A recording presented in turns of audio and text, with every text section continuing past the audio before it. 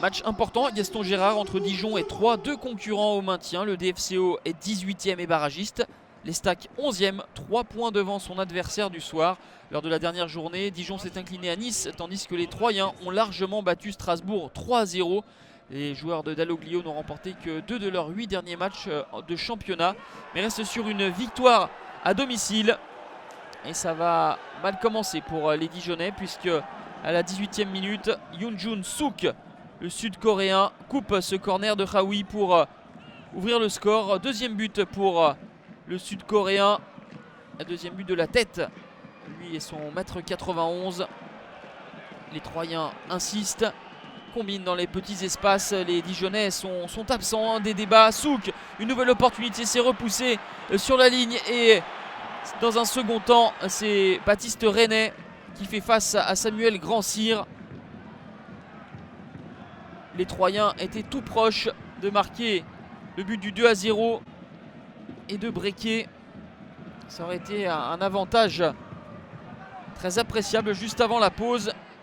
Et au lieu de cela, Dijon va rester dans la partie et va égaliser grâce à Julio Tavares. Tout est parti d'un très beau contrôle porte-manteau de Frédéric Samaritano. Ensuite, Samassa est sauvé par son montant. Mais Julio Tavares en bon renard a suivi pour égaliser. Ça fait un but partout à la pause. En l'absence de Nian blessé, Souk avait profité de sa titularisation pour marquer des points et ouvrir le score pour les Troyens. Mais ensuite, Dijon est revenu grâce à Julio Tavares un petit peu contre le cours du jeu. Et ce match nul pour l'instant est flatteur pour les Dijonnais, tant qu'ils sont passés complètement à côté de leur première période. Leur deuxième mi-temps sera beaucoup plus cohérente avec de l'envie, du mouvement initié par Kwon. Le ballon dans la surface de réparation est coupé par Julio Tavares. Le doublé pour le Cap-Verdien, sa 4e réalisation depuis le début de la saison. Il avait été blessé, avait cruellement manqué à l'attaque dijonnaise. Il est important, il permet au DFCO de repasser devant. Ils sont en difficulté, les joueurs de Jean-Louis Garcia, dans cette deuxième période.